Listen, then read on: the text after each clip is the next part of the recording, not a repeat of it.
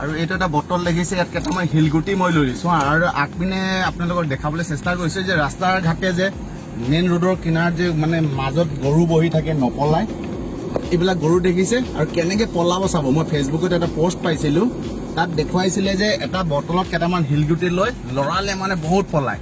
তো মই এইটো দেখুৱাবলৈ চেষ্টা কৰিম। তো চব মই দেখুৱাবলৈ চেষ্টা কৰিছোঁ। এইকেইটা গৰু দেখিছে, তো ইয়াক মই এই বটলটো এতিয়া মই লৰাম হা।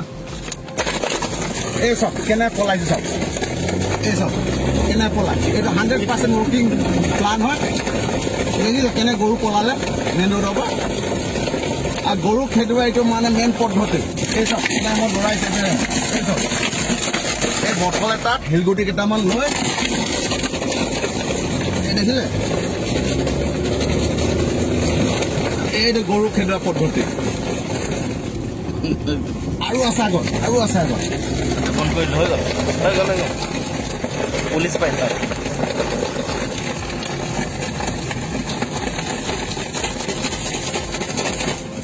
দেখিলে কেনে গৰু পলালে।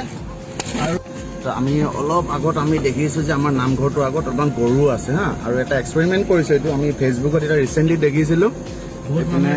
বহুত মানুহে বটল জোকাৰিলে গৰু পলায়। তো আমি এটা এক্সপেৰিমেণ্ট কৰিম। তো এইকেইটা গৰু দেখিছে ৰখি আছে,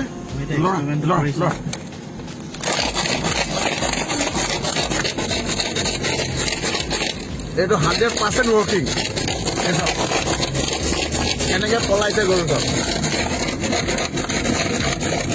মানে যদি ৰাস্তাত গৰু থাকে, এইটো গৰু খেদোৱাত মানে চবচে মেইন দৰৱ এইটোৱে। এই বটল এটাত কেইটামান শিলগুটি ঢালি ল'বলৈ দেখাই দে। কেইটামান শিলগুটি ঢালি আমি লৰাব লাগে এনেকৈ। এইটো আৰু আগত যাওঁ হা। এইকেইটা গৰু আছে আছে আছে, বহুত ডিষ্টাৰ্ব কৰে ন আমাক। এই চব কেনে পলাইছে দেখিলে, দেখিলে কেনে পলাইছে এই চব।